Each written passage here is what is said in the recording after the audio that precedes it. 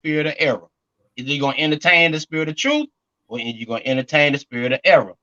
But when that truth hit a person, it'll make them mad. They'll tell the truth. They may not like some of the stuff that you post. Look, but if you look at the views, you'll see they don't seen it. So it's not like they haven't seen it. You know what I'm saying? So, just try to be a vessel, man, and to stop or eradicate some of the foolishness, man, that's going on in our communities, man, because it's a wave now that's going on, and if you sleep, it'll be in your household before you know it, man.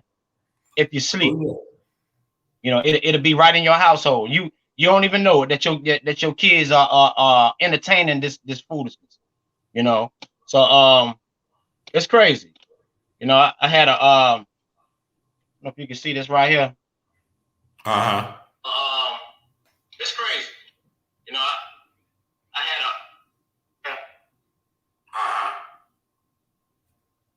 You see it? Yeah, I can see it. Young man, you see? And as this goes on, eventually it will turn into this as he gets older, from his own behavior of having fun to that. All right, hold that thought, because I definitely want you to put that on when we go live. We got about 30 seconds to go, so I'm gonna go ahead and switch the microphones to the radio show. Okay. And then you won't be able to hear me till the show starts. Okay.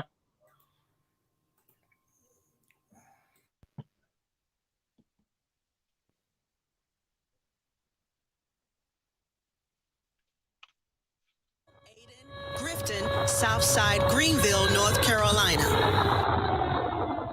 I try to be a better man, but folks just don't understand.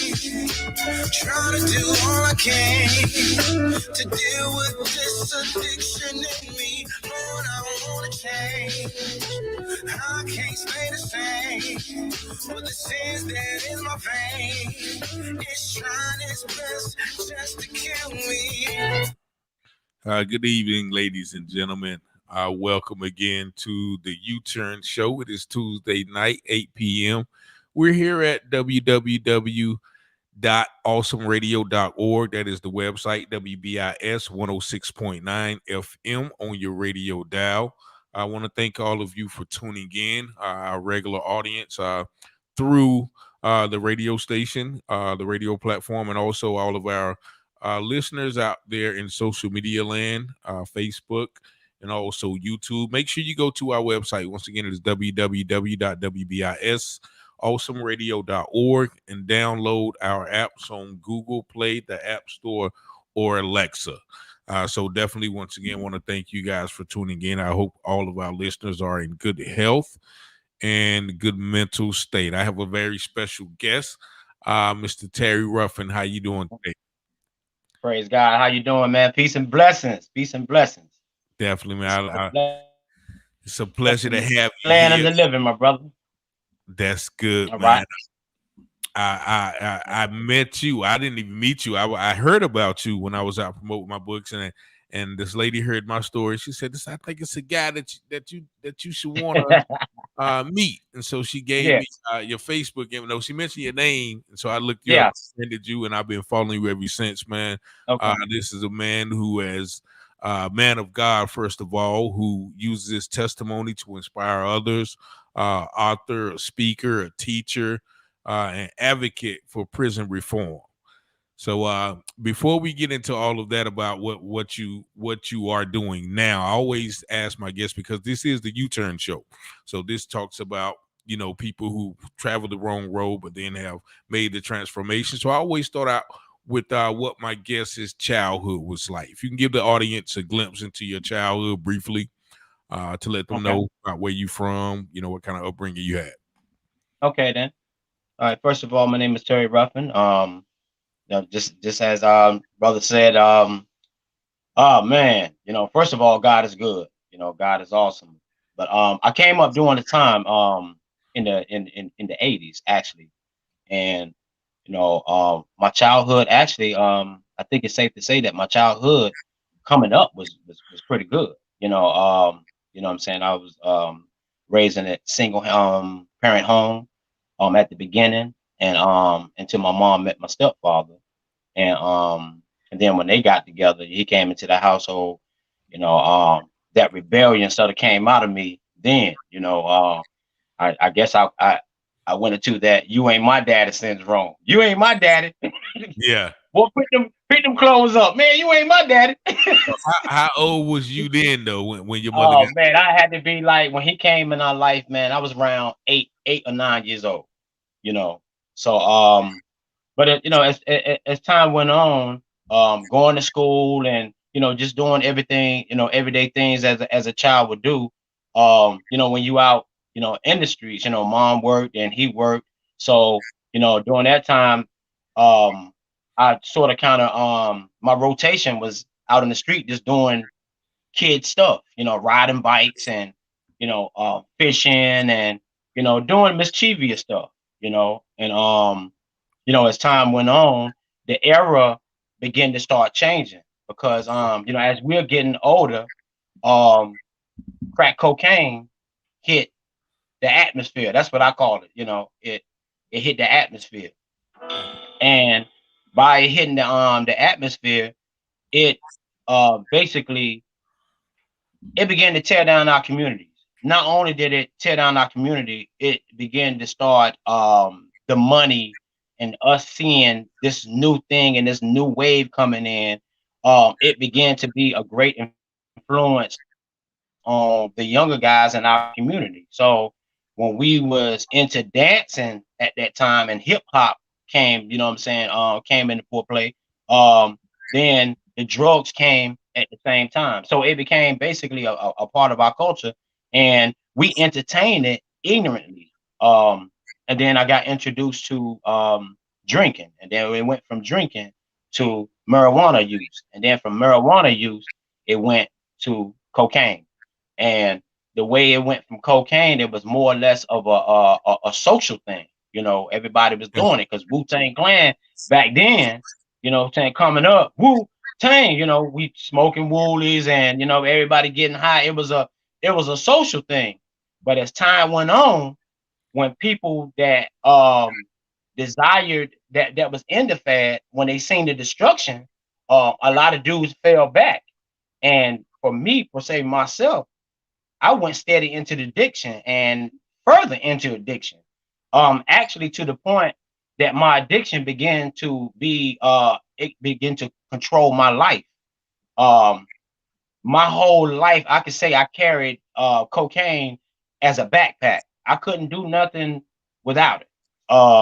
I couldn't, you know, like my whole lifestyle and everything, like I couldn't even have no good emotions because I use it as a coping mechanism. And I found myself getting into trouble and in jail and out of jail and just making bad choices. Was never a bad kid, but the influences that was out in the street at the time, and you know what I'm saying, with the drugs, basically tantalizing my mind, you know, every step in the way, I didn't have no direction. I didn't know which way to go, and then we didn't have no good peers in our community. We didn't have no strong men, and I can say that safely say today that said, "Hey man, what y'all doing?" Because they was doing it too. Everybody was doing it. So it basically, we became a product of our environment. You know what I'm saying? So And it's yeah. funny that you said, listen, we didn't mention that the first time we talked. That's also I had the Mm-hmm. same addiction. Once again, it started off socially about the age of 18. Social. Mm-hmm. And you Yes. know, by the time I started once again getting deeper into the drug life, I was selling cocaine. So then I Mm-hmm. constantly used it as once again a coping mechanism, whether to stay awake, That's whether it. everybody was doing it, whether you know to fit in, or just once again Mm-hmm. just to deal with the everyday lifestyle that you're living. So what age what was it when you first tried it, and what age when you really noticed in hindsight that it had become an addiction? Um, I guess it was more or less like 18 years old. Um, that was and the alcohol that I see it clearly now that the alcohol was a gateway Yeah. for me to use. Um, and it became, man, I'm talking about, man, cocaine, man, turned my life upside damn, man. I found myself in positions, man, that I never even imagined, man. Like and like just unspeakable, man. You know what I'm saying? All the way to the point that there was a point in my life that I was actually on the streets, man. Actually on the streets, had good family, but I was so ashamed and so embarrassed that I chose to stay on the street. You know what I'm saying? So Mhm. I'm ripping and running and ripping and running and ripping and running and didn't have no type of identity, none whatsoever. I just went wherever the money went, wherever the flow went. You know what I'm saying? You So you you was born in I Rocky Mount, North Yeah, Carolina? no, I was born actually I was born in Wilson, North Carolina. Okay. And we moved, yeah, and we moved to Rocky Mount, man. I was like 10, 11, 12 years, about 12 years old, So when that we was the came over to Rocky majority Mount. of Hmm. your trouble, where your trouble started. Yeah, that's exactly where my trouble started, but it didn't start right then. Because I was doing everything that a child would do. I started dancing and I was good at it. I was well known, what I'm saying, for break dancing, Michael Jackson, and I was very, very competitive, and this is what I was doing. You always hear my name on the radio. I'm always doing stuff at the skating ring, and I'm winning trophies and all types of stuff. And then when crack cocaine hit, I went from um, a break dancer and an entertainer and a singer, because I sing as well, Okay. to living that street life. And the street life, basically, I entertain all this stuff unconsciously, and it's kind of crazy because I lived that life for so long. I picked up that ignorant theory for so long that it's still today some things that I have to challenge in my mind, or were they right? Because my lifestyle that I was living was basically a lie, and the truth be told, I told my students today, I said a great majority of the time I was out there, I lied so much with everything that I was doing that I had to go back and recant and say, hey, that wasn't real.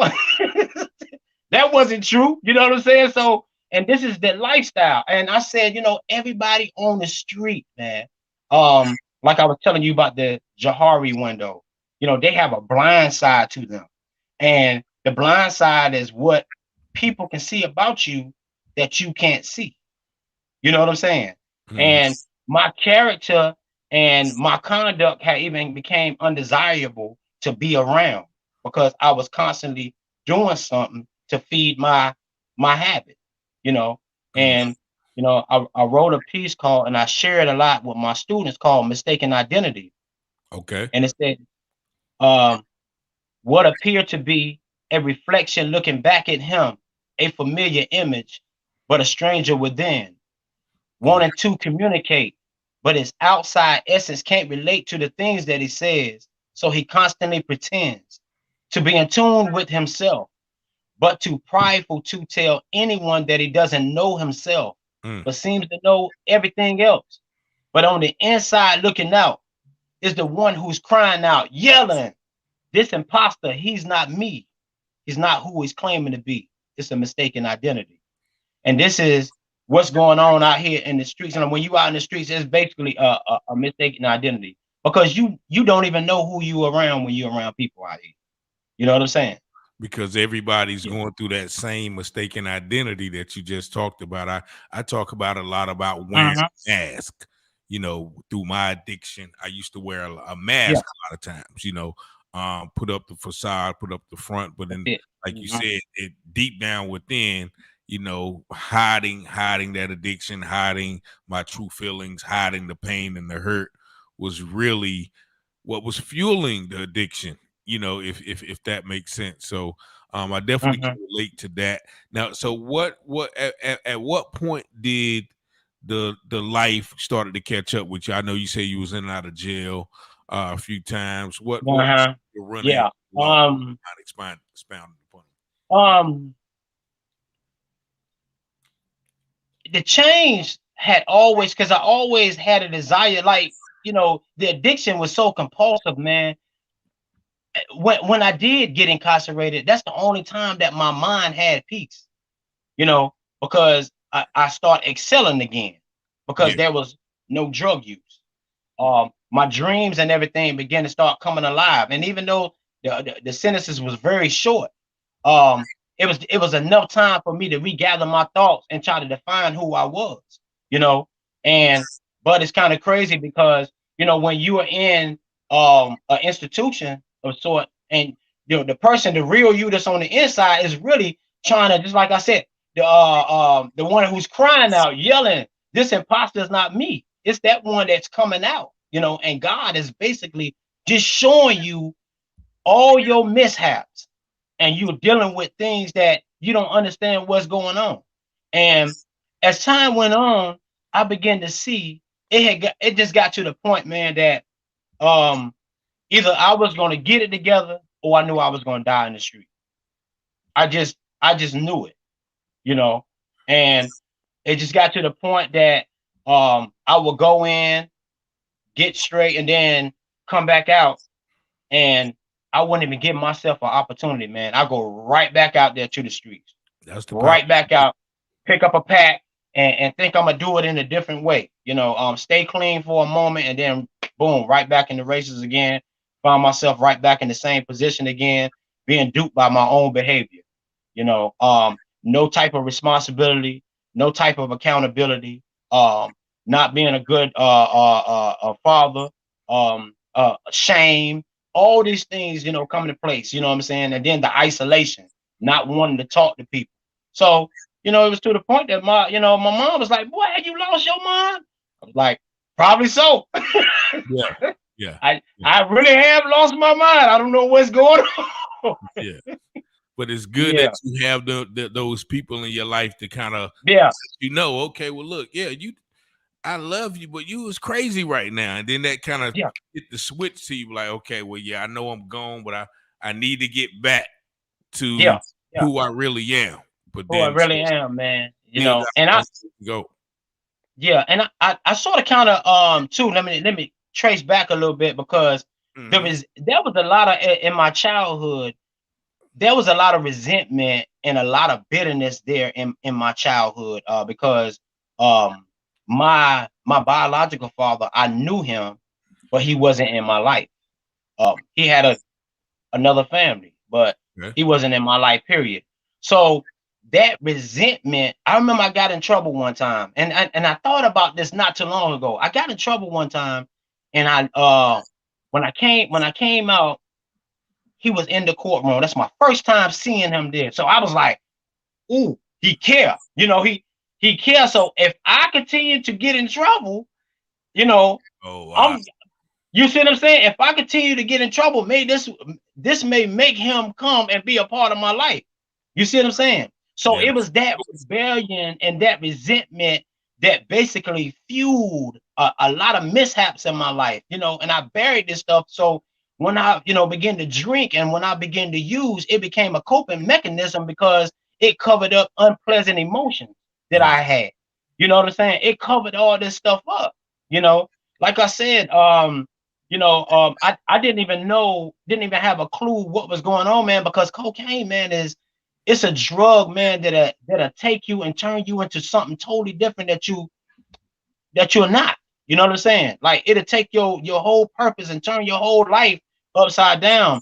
And we don't want to talk about these things, and that shame is there, and in our communities, we make fun of people that's on drugs and that's on dope, and we don't even recognize it, that this is somebody's mother, or this is somebody's father, or this is somebody's aunt, or this is somebody's uncle.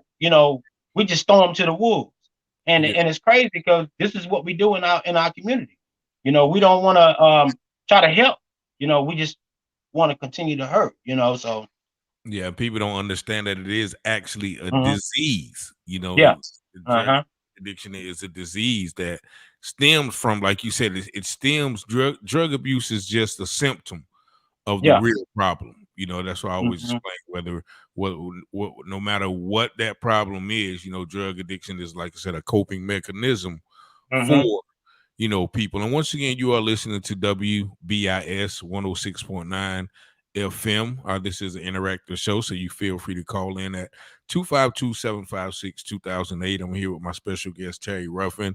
So, Now, with the change that occurred, because a lot of Mhm. people, as I mentioned earlier, a lot of people don't come back from drug Yeah, abuse or the yeah. street life. You know, I got Mhm. a lot of peers who are dead, a lot of peers who are doing long stretches, just coming home from long stretches, and even just getting sentenced from long stretches, Yes, or they're in the throes of addiction, or the PTSD, or just just have given up on life from all yes. of what they have seen. So you and I have been fortunate enough to come back and and Mhm. and be able to tell these stories and speak Mhm.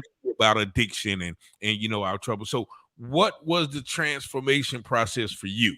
How did that come Okay.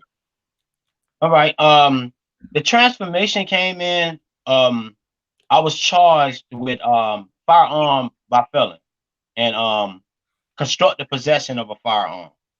And constructive possession of a firearm is you don't have it in your possession, but it's just around you, and it's the mental factor. And by you having a felony conviction on your criminal history, then that debunks you, or you just can't be around a firearm. You uh, know, it deprives you from being able to exercise your Second Amendment, which is your right to bear arms. And when I had caught this case, the state had threw my case out. And I think when me and you talked the other day, I told you I was sort of like in transition. I was trying to basically get myself together, but I was still using some what I call it, some thinking errors that was holding me back. I was still struggling with blaming. I was still struggling with manipulation. I was still struggling with being irresponsible, being self-centered. But these are the things that God was working on me with at the time, and I didn't have no clue of what was going on in my life. But the state had threw that case out, and a year later they picked that case up.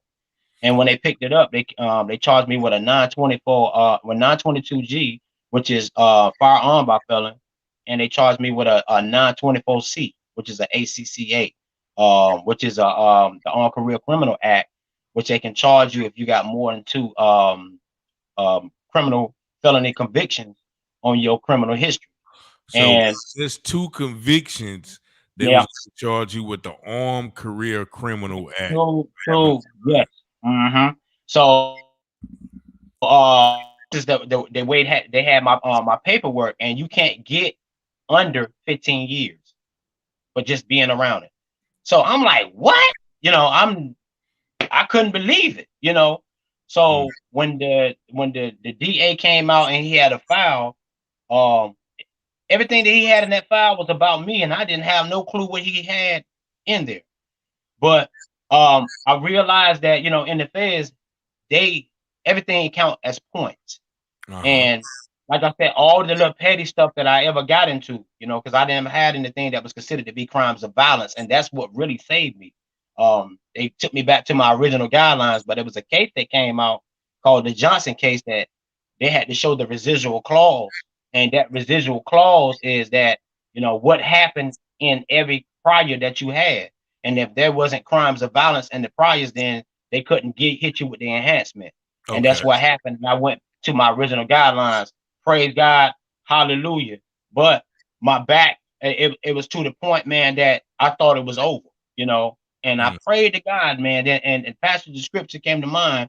And I think about it today, for I know the thoughts that I have towards you, the thoughts of peace and not evil, to bring you into an expected end. And I said, God, I Jeremiah know it can't it 11. can't end like this. It just can't end like this. And once I was in the federal hold, I began to start seeing things. God began to start showing me things, not only about my behavior and my life and my conduct, but I was looking at the mass of young black men, you know what I'm saying, even young black females that that was incarcerated by the feds and didn't have no clue of what was going on, facing a whole lot of time just for people, places, and things of the streets.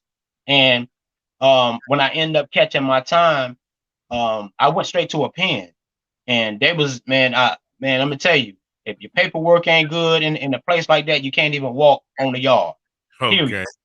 So I went to Big Sandy, and from Big Sandy, I went to the RDAP program in Canaan, Big and I Sandy, became a Sandy Ridge. yeah, big Sandy out there in Inez, Kentucky, in the Okay. Oh, USP. okay. USP. You know, they only have 6 USPs. You know, Okay. actually they on lockdown now. They are actually on lockdown because 2 guys got killed out in Bloody Beaumont yesterday out in Texas. So all the feds, all 122 facilities are on lockdown right now. So it's all on the news. But when Wow. I went in there, everything is gang infested. I was just put in a place like from the normal that I go and do time at. It was totally different. It was real. But at the same time, it gave me opportunity to see myself and to see how we were struggling, man, with thinking errors, how we struggle with our behavior so much to a point that we can say that we are not going to go and do the same thing over again. And our families can be supporting us to the fullest. But what time we get out of jail or prison, we'll go right back to the people that didn't send you no mail. They didn't send you no money orders, didn't show you no type of love, none whatsoever. And that's the definition of street ignorance, man. You know what I'm saying? What you know, what you think you know, and what you don't know about the streets and unknown federal laws that govern our community. And it's kind of crazy because, you actually put yourself into slavery, man. Once you're incarcerated, the 13th Amendment says that, that slavery is abolished unless you are convicted of a crime which is punishable more than a year, a felony. And then they have, sole duty for you to have servitude, you know. And it's kind of crazy. I was telling my students earlier that and the philosophy is totally different inside the prison because you may have like even on state, you make $1 a day. You think you getting paid $40,000 a year. You make $1 a day. That's the top notch, and guys fight for those positions. But Wow. but then come home and won't even work at McDonald's and won't even work at Burger King. You see what I'm Yeah. saying? That's the Yes. definition of street ignorance. So so that's what my change came into play there, that I knew it was serious, that I couldn't play with my life anymore, and that I couldn't entertain the myths of the streets that constantly just kept me duped by my own, guess what, my own behavior. I couldn't point the finger and blame anybody else. You know what I'm saying? I was responsible now from that point for my own actions. I knew for a fact that I never, when that gun was in the car, I know I shouldn't have been in it. I shouldn't have been around that firearm, because this is what the law say, that you can't be around it. You see what I'm saying? And sometimes we try to take things and we modify it. Well, it don't belong to me. It's registered. It don't belong to me. I never touched it. But the fact of that you were around it. So I had to be accountable from my actions. So Okay. And this yeah, is I'm gonna read a couple of comments real quick. yeah. My father, Roger Taylor, says, "You shall know the truth, and the truth shall make you free." Mm-hmm. Felicia Mitchell says, "Amen." And Jeremiah 29:11, that was the scripture that you 9/11. mentioned. Mm-hmm. And Be the Boss Entertainment says, "Hello, how you doing?" Uh, but yeah, definitely, man. So with your book now, the book is called The Definition of Street definition. Ignorance, right? Mm-hmm. Did you write that book while you were in prison, or did you write it after you came out? Okay, yeah. Actually, I woke up one morning and I looked out at, in the dorm, and they have like 15 TVs inside each dorm, big color TV. And only thing I seen was, just everybody just captivated by the TVs, or either playing dominoes, or either playing cards, or either making food, or either on the phone. Everybody was into their own little zone and not even recognizing that we were in We in captivity. prison. Yeah. Like Mm, we are in prison. Guys are getting ready to go take pictures when you in prison, mm.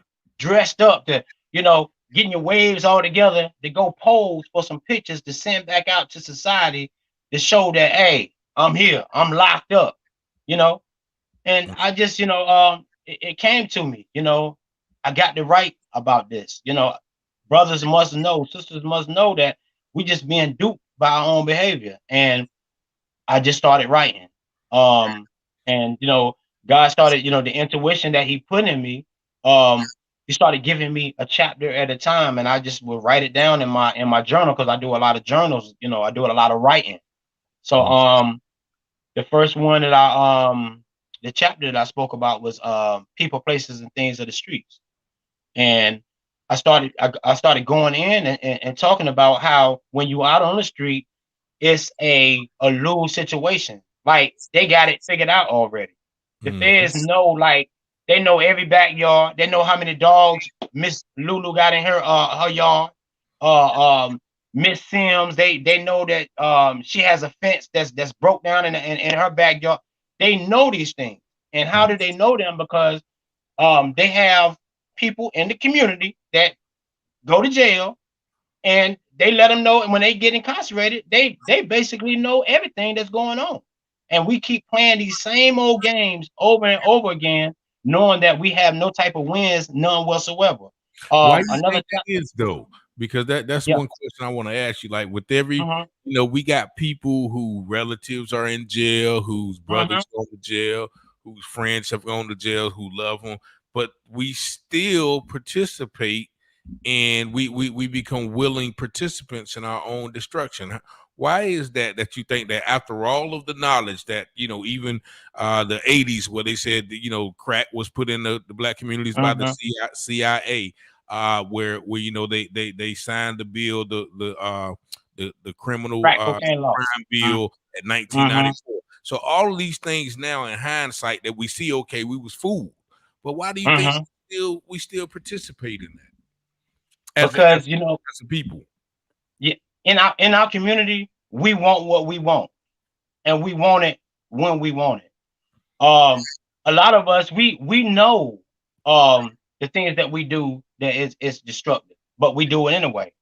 I always tell my students that, you know what, your greatest enemy is yourself. Um, there's a proverb in the book of Ecclesiastes that says that be not foolish with thy goings. Why should you die before your time? Be Mm-hmm. not foolish, or be not rash with your going or how you move. Why should you die before your time? And so we have this theory in our community: when something happened, the first thing we say is, well, it was just time to go. We go get the balloons, we go get the t-shirts, we go get the candles, we do these rituals. Now, as a matter of fact, we spend more money on a funeral today than we spend on the actual person when they was alive. Mm. We invest more inside the funeral, on the casket and everything else, than taking the time out to invest in that person's life when they are alive. And a Before lot you, of us are guilty because we know what our children are into. We know what our children are into, and then when they die, we act like they was, saints. When we know that they wasn't saints. And then they live a lifestyle, and on the streets, and we live this lifestyle so hellacious. And then what time something happened, they want to put you on a obituary when you got your cap and gown on when you was in the ninth and 10th grade. that's the last good picture they got of you, right? That's the last good picture when he was doing, you know what I mean? But that's exactly what's going on. I got a chapter in my book that says if you're taking chances, you need to make funeral advances. Okay. Because you want to go out here in the street and live a lawless life and a rider's life, but then to what time something happened to you, it's up to your family to burden go on your family to bury you. It don't make no sense. And a lot of us as parents, we're guilty. We're guilty as charged because another chapter that I have in my book, Who's Teaching Your Kids? The Streets Are You. We see these things happening. We don't take the time out, like when your child is wanting to go somewhere and he say, "Mama, can I get $20? I'm going to the mall." You say, "Here, boy, don't come back in here late." But then he go outside to get in the car. You don't even get up and go to the door to look to see who he getting in the car with. Mm-hmm. And then when you get that phone call that something done happened, the first thing you say, "Not my child." No, it was your child. They got him on camera. And Yeah. then you still see it on camera, and the first thing, oh, he was set up. No, he wasn't set up. His behavior set him up. He been duped by his own behavior, and it's kind of crazy that we can do the crime, but then when it's time to go to jail, you don't want to go to jail, but you want to do the crime. And that's kind of crazy because when I used to do the crime, I never wanted to go to jail. But I put that thing together like, well, evidently, Terry, you must want to be in jail. That's where you wanted to go, right? You wanted to go to jail. Yeah. Because you keep going out here doing the same thing. Your conduct and your behavior dictates your future. So evidently, you wanted to go to jail. You wanted to be in that small room, or have a cell buddy in there with you, and being on lockdown, and want to live this little lifestyle of disobedience and don't want to listen to nobody. And it's kind of crazy. You don't want to listen to your mama, but you don't want to listen to your father, or you don't want to listen to people that's influences in your life. But when them people say lockdown, you go right in your cell. You got to go. You got to go. That's You gotta go. You that's go right in your cell. like lack of Yeah. accountability. I think that Yeah. we've been I guess allowed to give our children and our youth, and sometimes even adults. Nobody wants to be accountable for their actions, Yeah. bad actions, and but that's definitely something that needs to be talked about as far as like raising your kids, like the streets. Yeah. But let me ask you, when you came out this time, though, that last time, and you made the change. Now, I'm sure there were some people who probably were in your life who didn't believe you, or some people who did. How was your interaction being with people who have known your past life and seeing the transformation, or even doubting the transformation? How were you received? How did you avoid getting out and coming, going back to, those places and things that caused you to end up where you were? I believe, like, everything that happened in my life, and I can say that it's divine, everything. Because where I was going when I got out, as far as the halfway house, they was overcrowded, so they couldn't send me there. Okay. I ended up going to a place in a city that I knew nobody.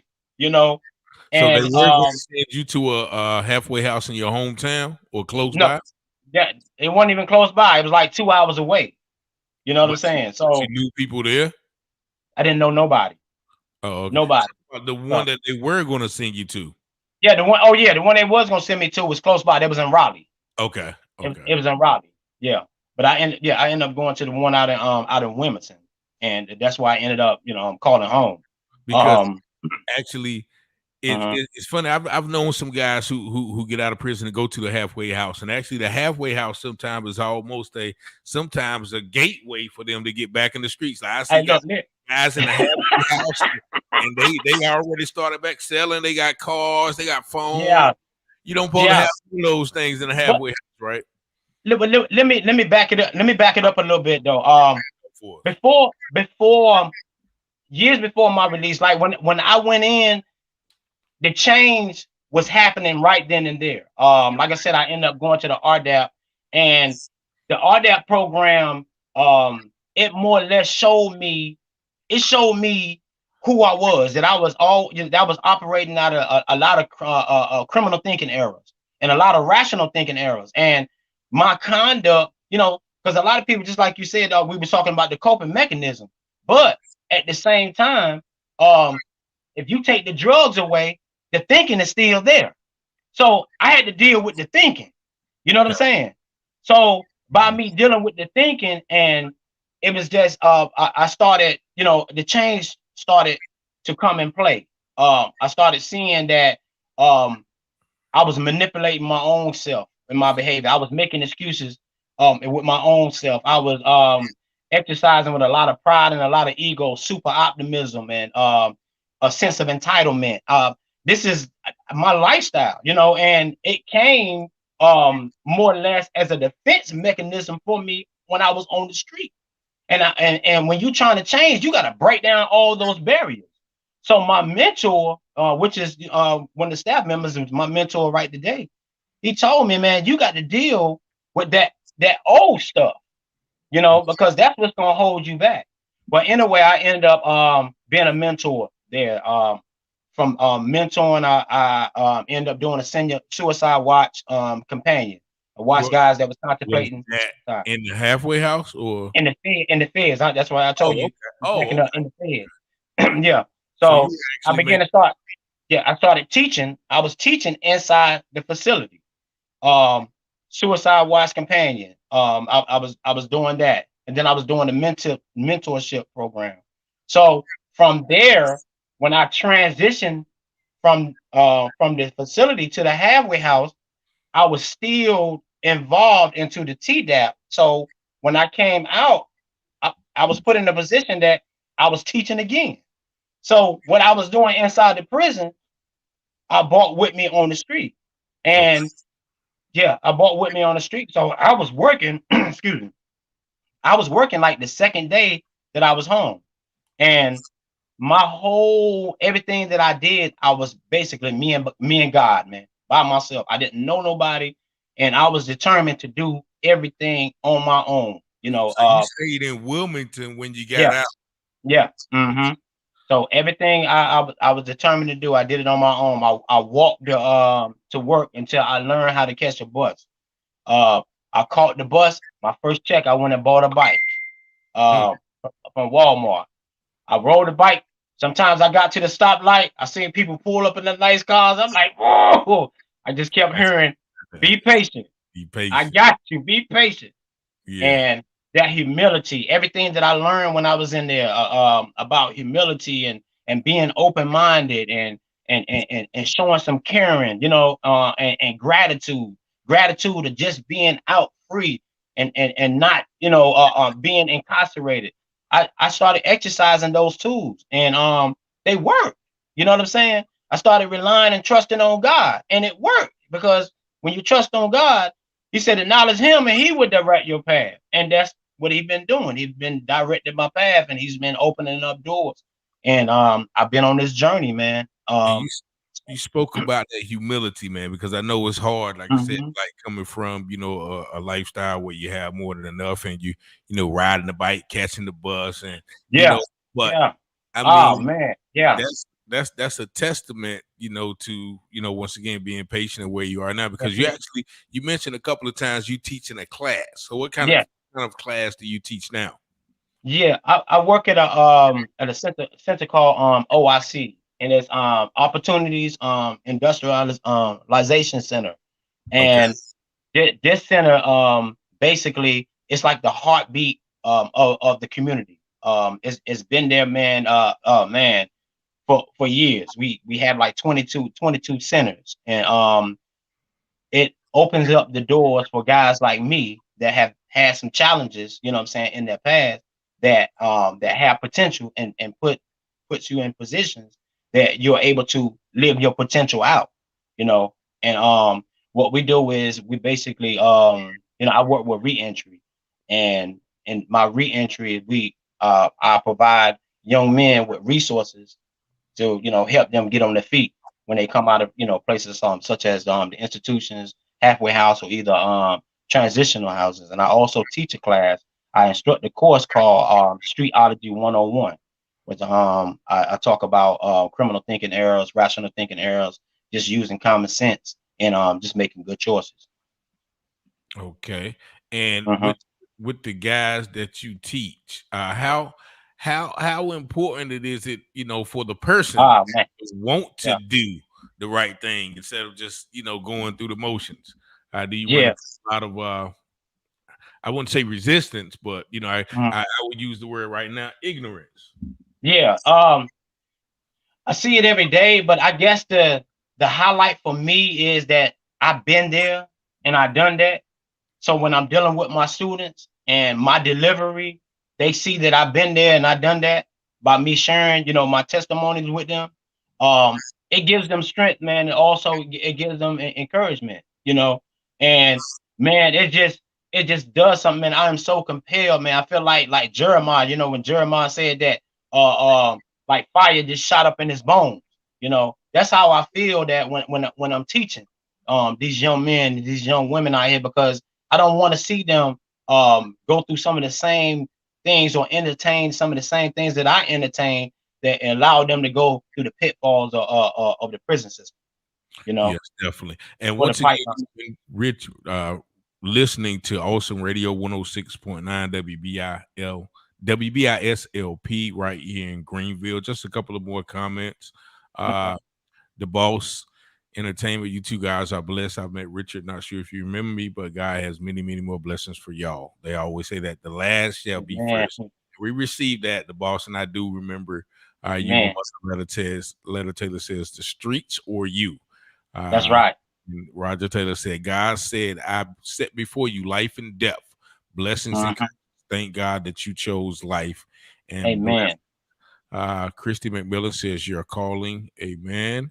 And he will direct your path. And I do have a question from a viewer, fellow Awesome Radio staff says, would you have places to refer female felons for those resources in Pitt County? Yes. Actually, we work with Pitt County. I work with Pitt County, the NC Works for Pitt County, and also Pitt County Community College. And we do work, and we have what we call a SOAR. We have the York SOAR 6 program, which provides resources for females or males who are felons that basically trying to get back on their feet, or trying to find job placement, or just trying to find some type of stability, in Yeah. life. And Yeah, so everybody, you can get in contact with me. Yeah. okay. And everybody, um, mentions reentry, but I don't think people understand how important that is, especially with Mhm. guys who've done long sentence, 5, 6, 7, 10 years, Mhm. even more, or even less, 2 years. There's something about being incarcerated like that has, it takes away from you a bit, it Mhm. takes away from your humanity, and then to be sometimes just thrust right back into society, which some people are not like myself, who had a good support system, or not like yourself, who had already started to make the change. Mhm. Some people are, it's really hard to make that transition from, a life of crime, being locked up, and then come out and try to do everything right, when it's hard to do things right. Like the average person, sometimes lives paycheck to paycheck, who's never got in trouble. And so I think that the reentry programs that you are mentioning are very much needed. And so I definitely once again want to commend you on that, Mhm. for taking your experiences and giving back to the community, and keeping people away from those pitfalls. Now, with the publication of your book, because I Mhm. know, how hard was it to do that? What type of obstacles, or if any, did you run into, Um, with getting your book out there? yeah, oh man, I ran into I was determined I was gonna get this book, because it's a lot of good information in my book. I talk about if the streets is watching, then who else? I go in on the streets, prosperity and the poverty of the streets. I talk about gun laws. I even got a copy of the Bill of Rights, because it's kind of crazy that we're the ones that committing the crimes most, but we don't know nothing about the law. And that's one thing that I took the time and the opportunity when I was incarcerated. This time I took the time out to learn the laws that affect us. And not only that, seeing how they govern our communities. This case that they had me up under, it been out since 1984. It's been a silent killer in our community, but you ain't never heard nothing about it.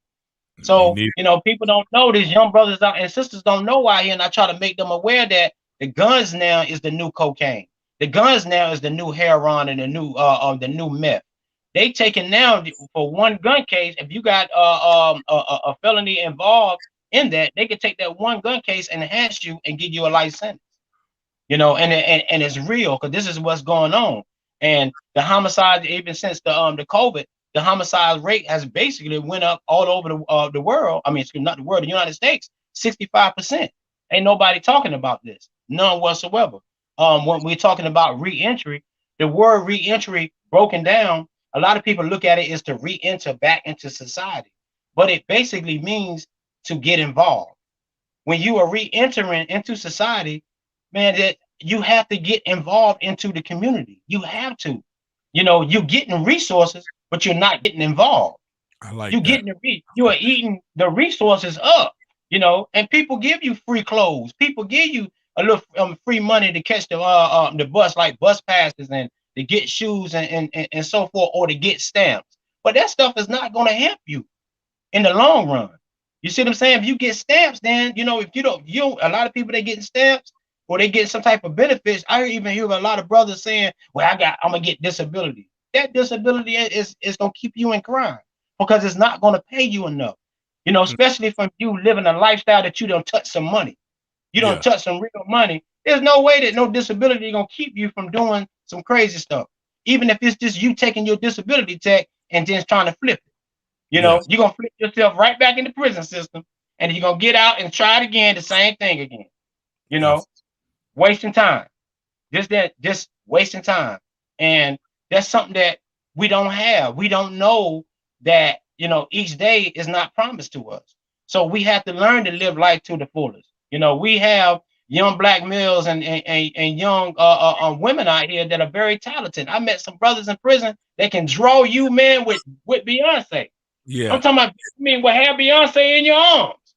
You see what I'm saying? Yeah. But then come home, come right home that can draw like that, take that bag of drawings and put them in the closet and go pick up a pack. Yeah. That's once again the definition of street ignorance. That's the definition of street ignorance. And this is what's going on right here in our society. If you look at this right here, we think this is cute. Who's teaching your kids the streets of you? You see that young man got the pistol in his lap and smoking the blunt? You see it? Yeah. You see it now? Yep. Well, hold on. Hold that thought. Don't lose that thought right there, because we're gonna continue. We got about a minute left on our radio station, so we end the radio show, but we're gonna stay right here live because I definitely okay. But I do want to thank all of our radio listening audience for tuning in here on the UTurn Show at awesomeradio.org. Make sure that you go to our website, www.awesomeradio.org, and download our apps, Google Play app, the App Store, and Alexa. And remember, we are on Roku TV, as well as the local station GPAT 23. And we're also streaming live now on YouTube. So you can catch the UTurn Show and any of our awesome radio shows on any one of those platforms. But we certainly thank you guys for listening to our radio listening audience. We will be back next week at the same time. But once again, I pray you guys have a blessed and prosperous week. Until then. All right. This ain't your plan for me to die.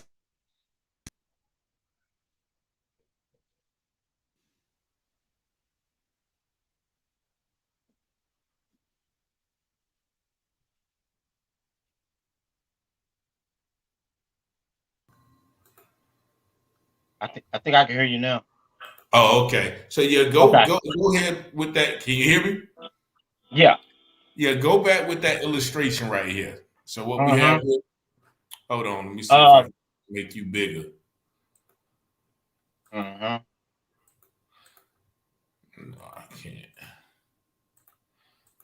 No, that's not me. Okay, go ahead. Let me see. Yeah. You see how it is right here? What does the young man have? Is that a blunt in his hand? That's the blunt in his hand. And that's a gun on his lap. And that's a gun in his lap. Okay. You see what I'm saying?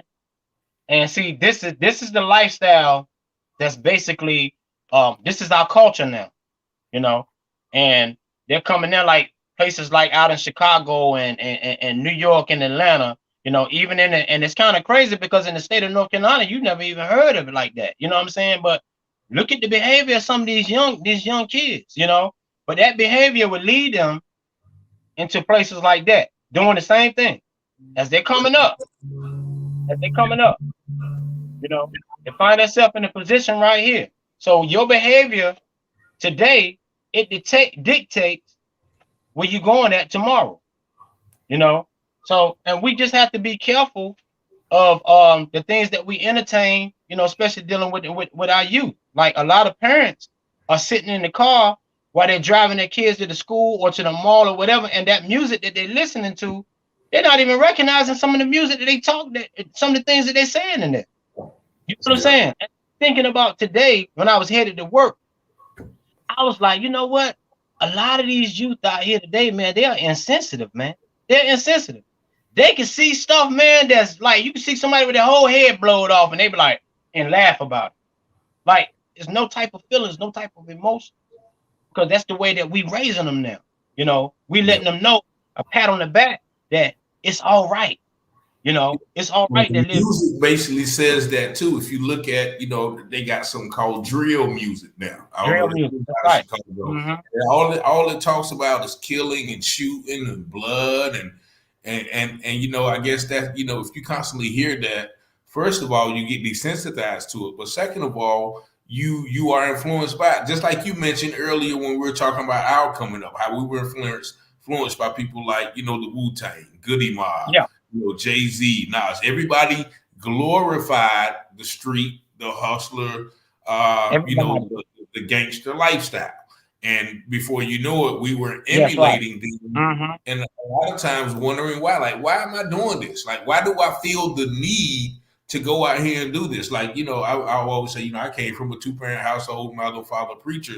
But why was I okay? Why was I so itching? Because that's the thing I continually listened to, and that's what captivated my mind. And and the Bible speaks of be not conformed to the world, but be transformed by the renewing of your mind. But a lot of these things, whether it's sexual, whether it's criminal, whether it's drug use, whether it's violence, are a product of what we continuously put in our mind. And even the entertainment, people, okay, well, no, it's just entertainment. It's just movies. It's just music. But a lot of people don't understand that plays a big part in our everyday reality and our actions. And that's real. There's a passage of scripture that say that as a man thinketh, so is he. As you think, so are you. The heart regulates the hands. Whatever's in your heart, this is what's going to regulate your hands. You can use your hand for a curse, or you can use your hand for a blessing. And think about it. All the blessings that we get, they come from a hand. You see what I'm saying? Some form of fashion, they come from a hand. Even if it's a blessing and you taking your debit card and putting it inside the machine, it was a hand that took and put the money inside the machine in order for you to get it. So whatever's in your heart regulates your hands. And it's crazy that I mean, like our music, if you listen to some of that music now, it's crazy. Now I love music. I like sound because I'm a musician. I sing, I'm a songwriter as well, but I don't like the music that glorifies killing somebody or leaving somebody's brains on the pavement. All right, we got a caller. I don't know if you're going to be able to hear the caller for just 1 second. Hello, caller. You on the air? Okay, I think they called the radio station line. But just a couple of more comments. We should think on things that are lovely, pure, and of good heart. Thank you so much. Miss Mitchell, whatever you feed is what will grow. That's right. For Jackson, Terry Ruffin. What is your general contact information, sir? Email, phone, or ID? Make sure. And here's the call again. Let me see if it comes through. Okay. Yes, caller. Hello? Hello? See ya. Yeah, I think we are off the air, so they're calling on the radio's phone. Okay. Well, my information is just Terry Ruffin, for Facebook, and my website is www.terryruffin.com, and my YouTube channel is Mr. T Ruffin, the Streetologist. That's what they call me, the Streetologist. So and the same as my TikTok page. Is Terry Ruffin, but my information and my email address is goodbrother22@gmail.com. Good brother 22. That's GOODBRUTHA 22@gmail.com. Good brother 22@gmail.com. Okay, and I did put that in the chat for you. Okay. at Gmail. Yeah, that is not spelled brother, but it's spelled brother. Yeah, I got it. Bruthk. And Yeah, that's my contact. But yeah. Yeah. So your mess has become a message, Felicia Mitchell again. But you mentioned amen. something that kind of caught my ear too when you said Yeah. You were talking about street prosperity and street poverty. That was one of the chapters. Could you dive into that? What you mean by that? Yeah. All right. The prosperity and the poverty, like the money that you're getting on the streets, is it really prosperity? It's not, because once you get incarcerated, a great percentage of guys that I've met, especially in the federal system, a great percentage don't even have nothing in their lockers, man. And these guys was big time drug dealers on the streets. You take the money and the actions and the behavior away from on the streets, and the money and everything that you was getting on the streets. Once you go behind those doors, man, it's kind of hard to find people that's gonna stand by you and continue to send you money like that, and for you to live that lifestyle that you live while you was on the streets. And it's kind of crazy too, because I said, the day I told my class, I said that we can get money on the street, but then what time you get locked up, you tell your girl or your wife, baby, send me that money. And you ain't even thinking about that she got kids. You ain't even thinking about how she gonna take care of the household now that you gone. We still operating out of super optimism. We still being selfish. We still being irresponsible. We don't want to take accountability for what we're in there for. Matter of fact, we would take that money and won't even invest in getting a lawyer to try to get you out. You'd rather use that money to invest in commissary or things that you need while you are in prison. You know what I'm saying? So that's no prosperity. Yeah, it's only poverty, and the true poverty is when you come to yourself, like the prodigal son.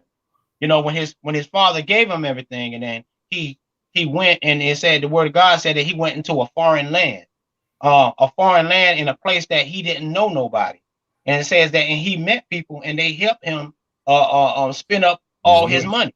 And then they said that when his money was gone, his friends was gone too. And I can imagine the little party and everything that he did, but the word of God says clearly that he went out and made himself a citizen. So when you look back in those times, you couldn't even be a citizen in the land unless you was there a year or better. So he was there for a minute, and he made himself a citizen of being there, and he began to start working. And when he came into himself, he said, man, I can't continue to do this. I can't live like this. God got something more better for me. My father got something better for me. I would rather go and work for my father as a servant than to work for somebody a stranger that I don't know, and for me to get mistreated like this. You know what I'm saying? So this is what we do, man. Until we come into ourselves, and come to a realization of who we are as a people of God, and make a sagacious choice to follow God and to trust in God and to acknowledge Him in all of His ways. And I don't want to sound religious, because I'm not a religious person. I'm just a person that desires to live in to the fullness of my life, serving God. Putting God as the forefront of my life, knowing that He's the author and the finisher of my life.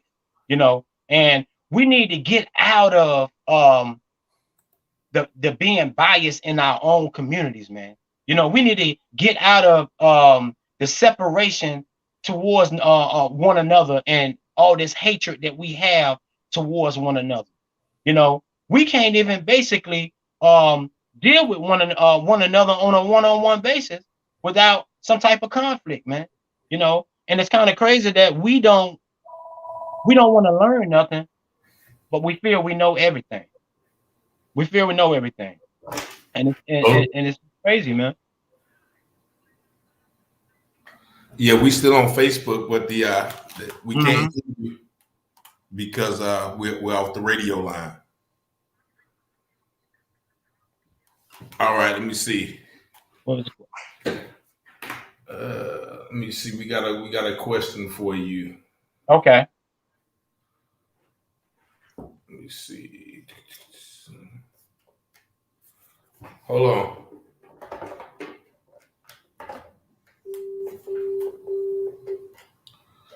Can you hear me? Can you hear me? Yeah. Can you hear? Yes.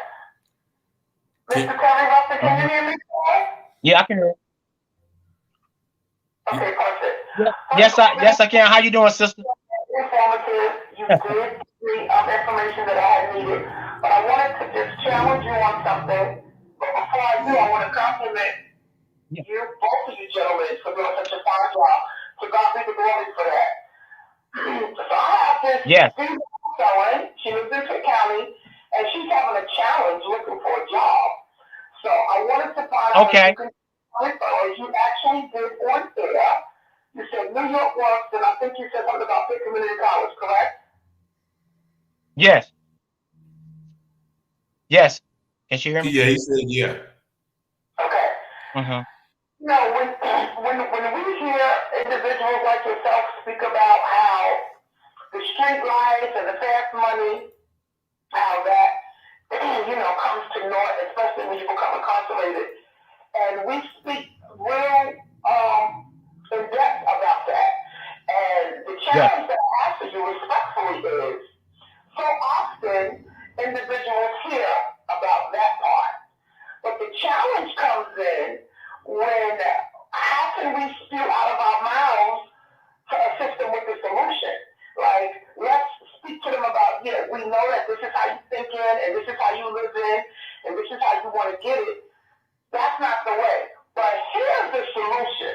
Because many individuals, they hear that. You're not going to get nowhere. Fast money, you lose fast money. They hear that all the time. And because one of the initial things that we speak about, a deaf ear comes when it's time for us to speak about the solution. Because we hear about what not to do so often, but we rarely hear about the solution or how to solve that habit. So I'm going to go back on Facebook to hear your response. And once again, you guys are doing a great job, and thank you. I hope you understood my question. Thank you. Thank you so much. Thank you so much. Did you understand the question? Yeah. And she asked the question about the solution. Yeah. Yeah. And basically that's what I was in hopes to get to, and that's what my book basically is about. Is to create a solution, because a lot of programs that you see that are out there, they talk about recidivism. We talk about recidivism. But if you are investing in recidivism, if this is what the program is about, then therefore, if people stop recidivism, that means that the program is no more. Okay. You're right. You understand what I'm saying? You get what I'm saying? So if you are investing in recidivism, then the help is not really there. You can't really give the individual all the things and resources that he actually need, because you need to deal with his thought life first. First, you need to deal with that.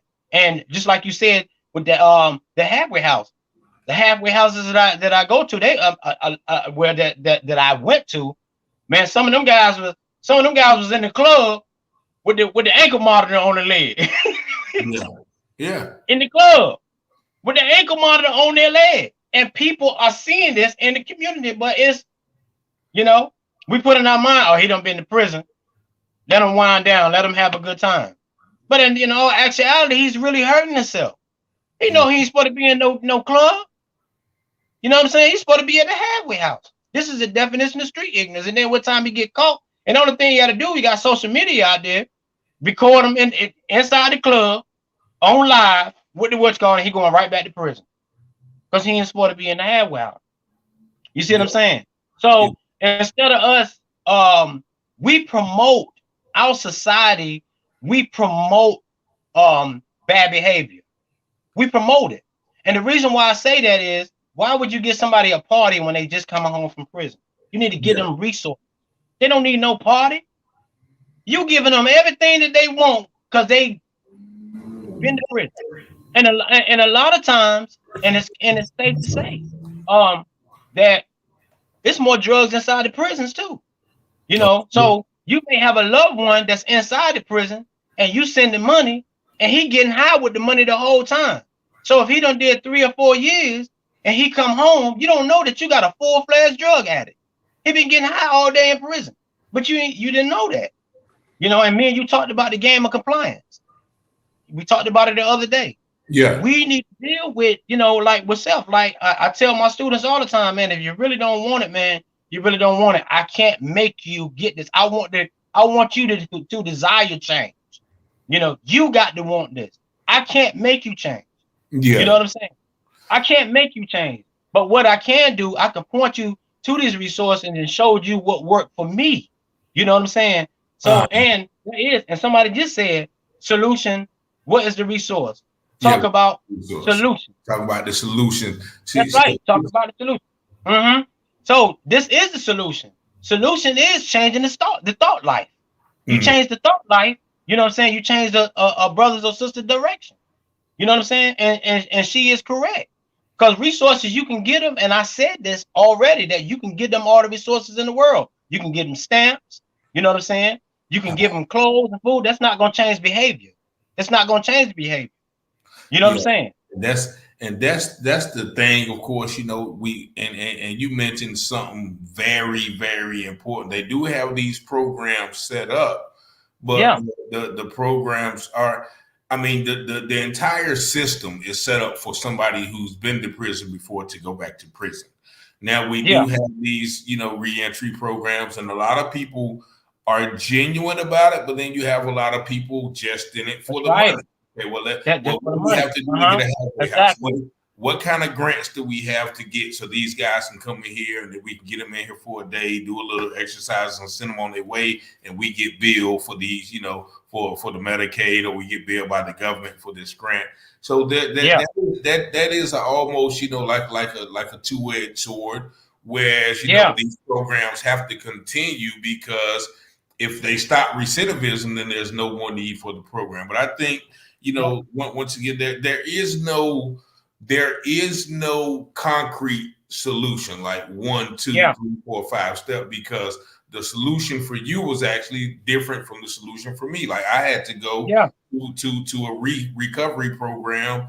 And I stayed for a year. You had to go through your second or third transition in prison to come out and actually make your transition in prison. But I think what is common between me and you is we both wanted to change. We both were tired of living. So it didn't take my resources, once again, a recovery program. Your resource was, you changing your thought process. So Ms. Boyd Jackson, I definitely, I definitely understand where you come about, talking about the problems. We all know the problems, but there is no concrete solution except, once again, for the person to want to tell. Like I've known guys who came out and didn't have no help, but they stayed on the street. They said, "I'm not touching no drugs. I'm not touching no drugs to sell or use. I'll work at McDonald's. I'll work wherever it takes until I build myself up. I'll rake some leaves. I'll wash cars. I'll take groceries home for old ladies." So I think the common thing is the determination, the intestinal fortitude of the individual to not be, to not want to go there. So, and I know that there's a lot of programs, and I'm actually about to try to get involved with some of those programs. But once again, it's like the old saying says, you can lead a horse to water, but you can't make him drink. You can't make him drink. And then another thing too, because this question always come up, what is the solution? But you know what? It takes a village to raise a child. It takes a whole village. And for so long, and I know it's safe to say that, in our community, we always depend on other people to try to fix us. We depend on other people, even if it's another race to try to fix us. When we need to start standing in the gap for each other. You know what I'm saying? Now, like you just asked about a solution. You asked about a solution. Look, you could be part of the solution, sister. You know what I'm saying? You can, because it's each one teach one.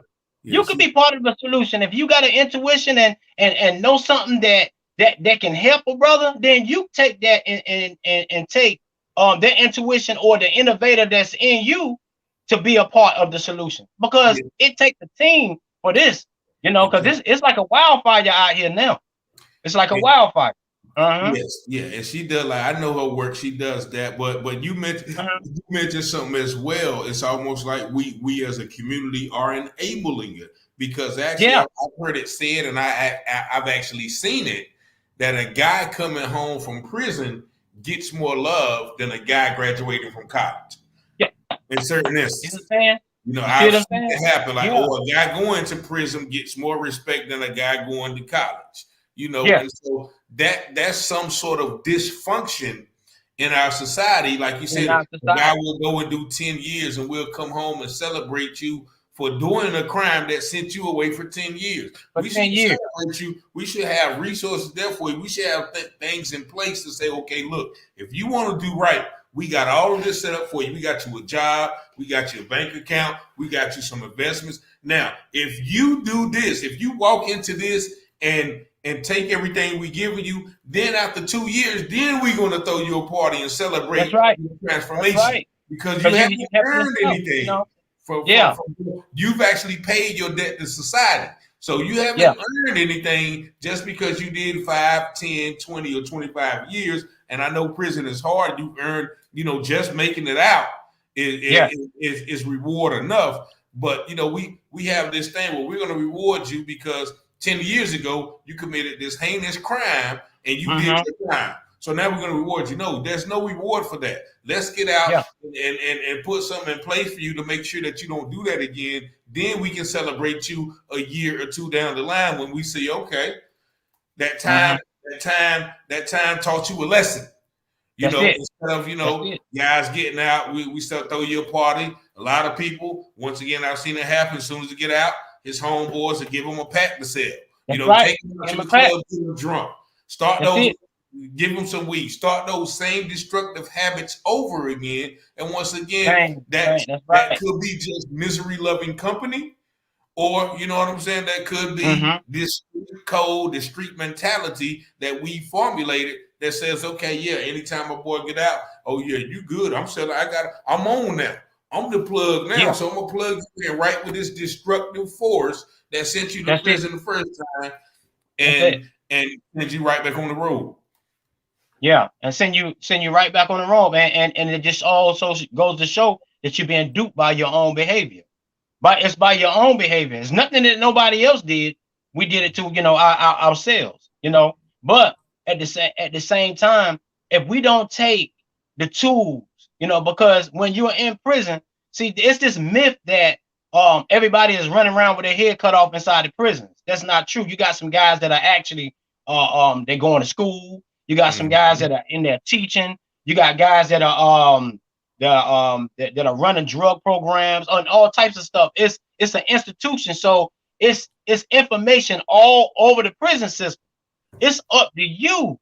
It's up to you. It's self-help. It's up to you to go in there and to say and decide to make that change to say, hey, look, I'm not going to go the same route no more. I'm not going to take this, keep going the same direction and keep getting the same results. It's up to you.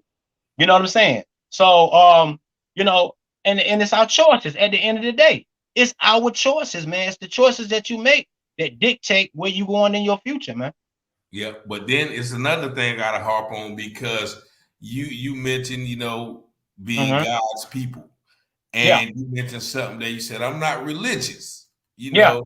And so and before we talked about, you know, the church's lack thereof of, you know, even, you know, helping people like this or, you know, turning it back.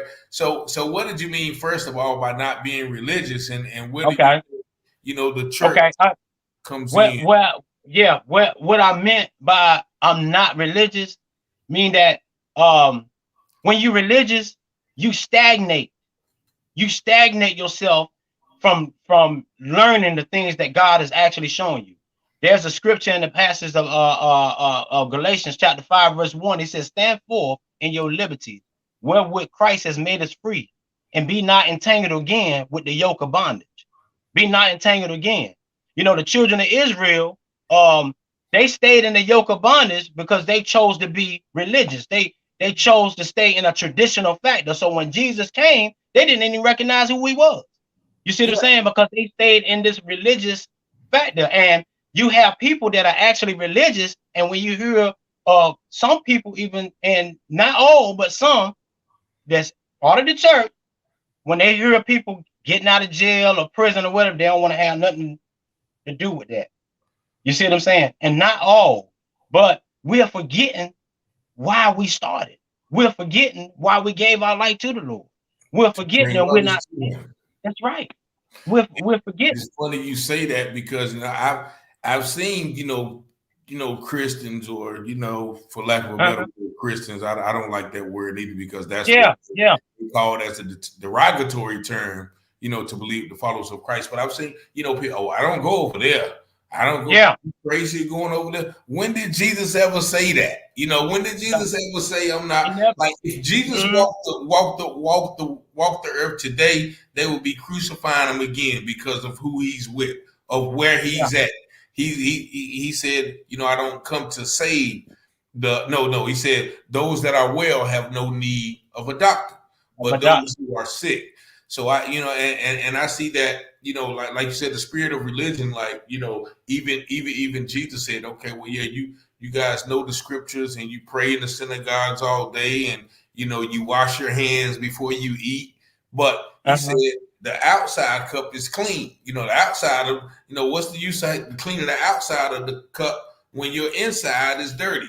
And I feel that people that are that's what I get when I hear religious, people that just go on a day-to-day basis, preachers, people who say, well, I give my offering here, or I give charity there, just for a form of outward, okay, I'm a good person.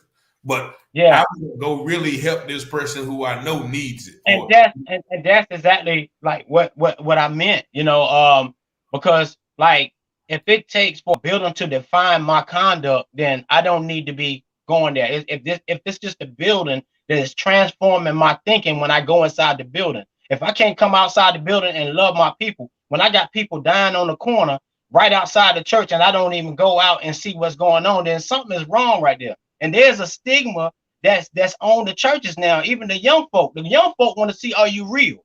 They want to see, are you transparent?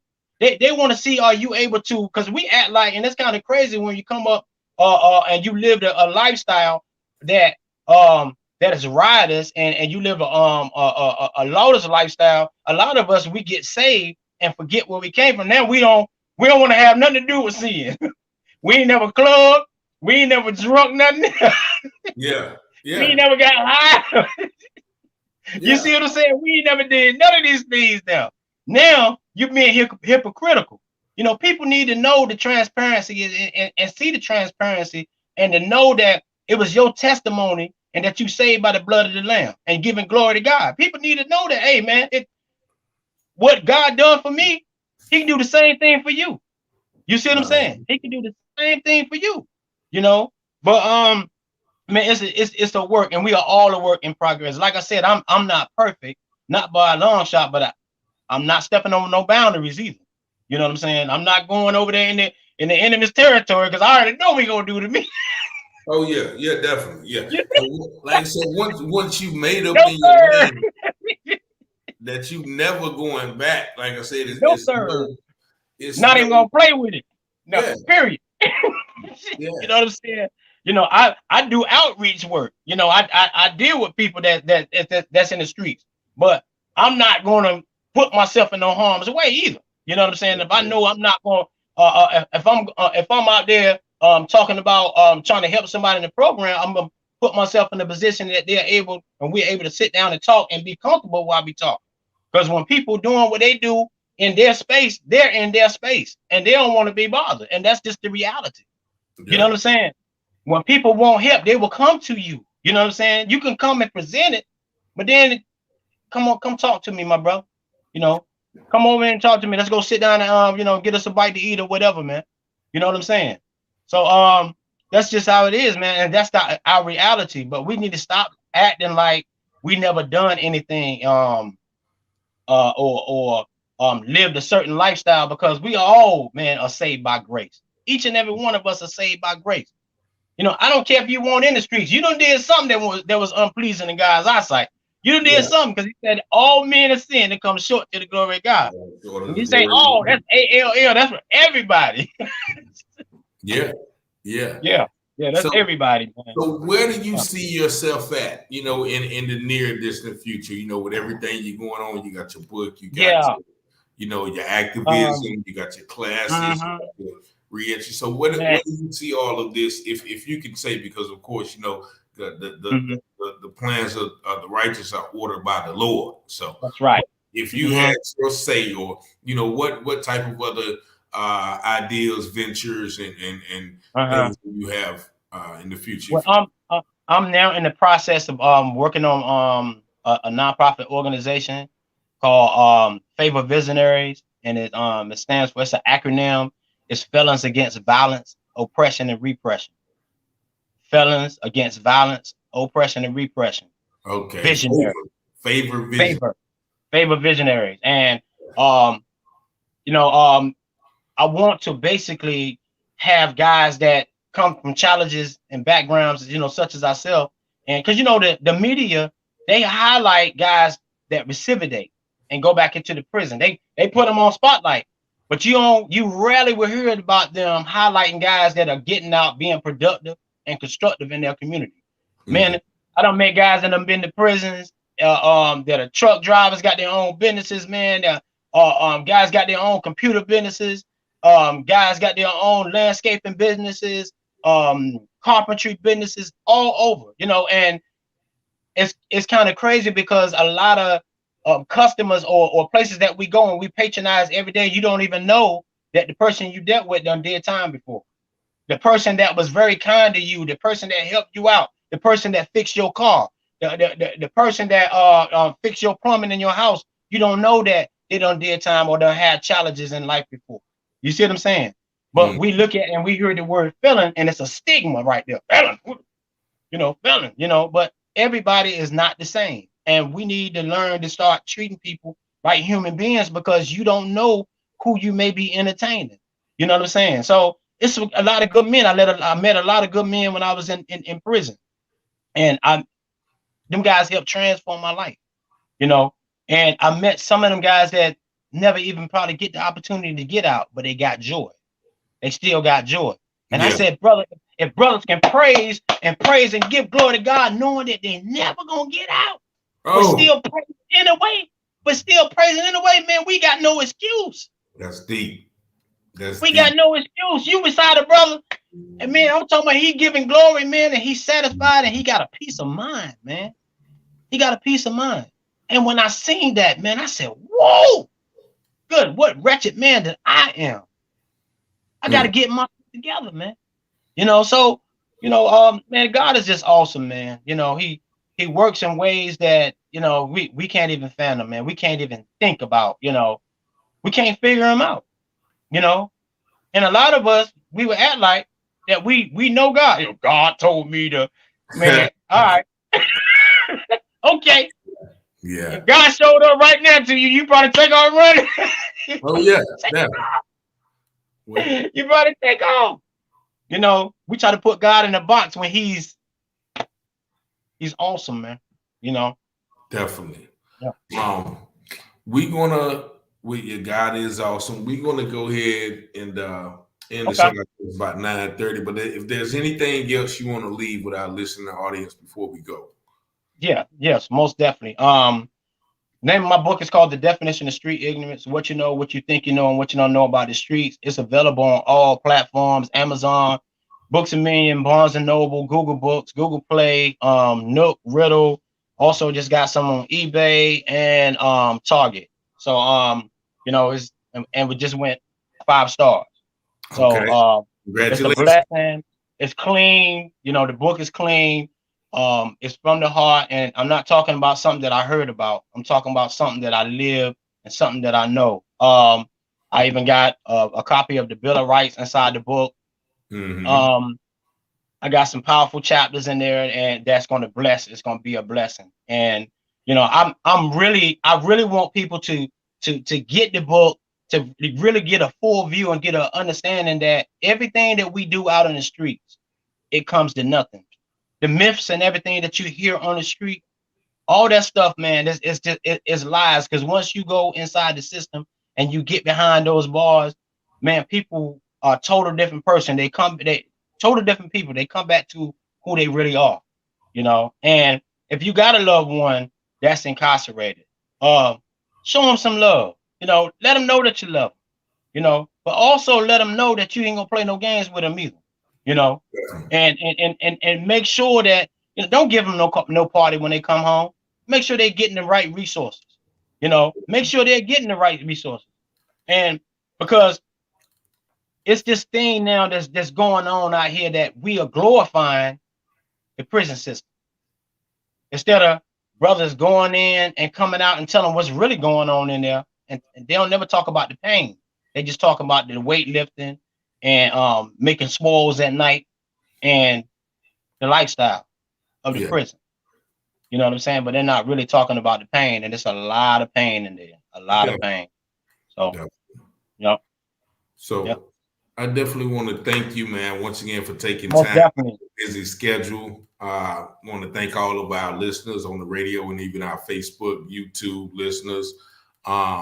You know, I thank y'all for y'all support. Once again, I just want to, you know, pray for God's blessing and continued success and peace. Amen. Amen. Just thank you for having me, my brother. If there's anything that I can do to help, you know, let me know. And I'm definitely calling on you with certain things that I got in the works too. So okay, then most definitely. Oh, I got a felons matter movement coming up. Oh, you know, what now? Felons matter. Felons lives matter. I like that. No, felons lives matter. And that's basically, I'm getting guys that are making things happen in the universe, man. And we're gonna come together and we're gonna have a convention and we're gonna just, you know, showcase everybody's talents and what they got going on and their success stories and how God has been blessing them. All right, man. I'm looking forward to it, man. Just let me know the time and place. Most definitely. And I'm definitely. And once again, I want to thank you, Felicia Mitchell, Sharice Boyd, Christy McMillan, Roger Taylor, Letta Taylor, and everybody, B-Dot Entertainment, and everybody who, you know, commented on the show, man. We thank y'all. So we're going to see y'all next week. But God bless you, my brother. Thank you, my brother. Give me a call, man. I definitely.